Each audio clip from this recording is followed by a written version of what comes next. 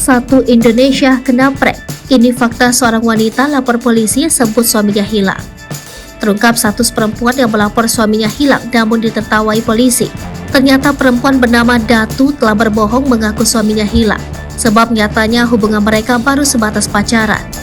Datu dan pria bernama Hagai terbukti memalsukan buku nikah dan sejumlah dokumen lainnya, lalu tinggal bersama di sebuah indekos selama hampir 1 tahun. Fakta ini terungkap setelah tim Resmob Direktorat Reserse Kriminal Umum bersama anggota Polrestabes Makassar dan Polsekta Biringkanaya melakukan penyelidikan untuk mencari keberadaan pria yang diakui Datu sebagai suaminya.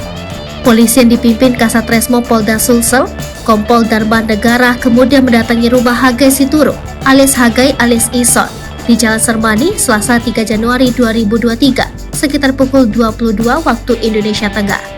Namun Hagai tidak ditemukan. Polisi kemudian melanjutkan pencarian hingga menemukan Hagai di rumah keluarganya di Perumnas Antang Blok 10. Selanjutnya Hagai dan Datu dibawa ke Posko Resmob Polda Sulsel guna dimintai keterangan. Namun dari hasil interogasi, ternyata keduanya bukan pasangan suami istri. Keduanya hanya pasangan kekasih yang telah tinggal satu atap di rumah kos selama 1 tahun. Bahkan, Datu telah membuat dokumen palsu, mulai dari buku nikah, kartu keluarga, hingga KTP dipalsukan untuk menyatakan bersatu suami istri. Keterangan Datu juga palsu soal Hagai yang mempunyai penyakit dan hilang ingatan.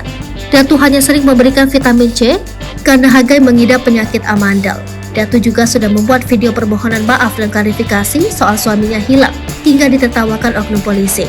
Di hadapan polisi, Hagai mengungkapkan jika dirinya pergi meninggalkan Datu karena hubungannya sudah tidak akur dan kerap mendapat perlakuan kasar. Sementara itu, Datu mengakui telah membuat keterangan palsu untuk dijadikan laporan pengaduan ke Polsekta Biringkanaya. Ia juga memberikan keterangan palsu terkait status pernikahan dengan Hagai dan kehamilannya.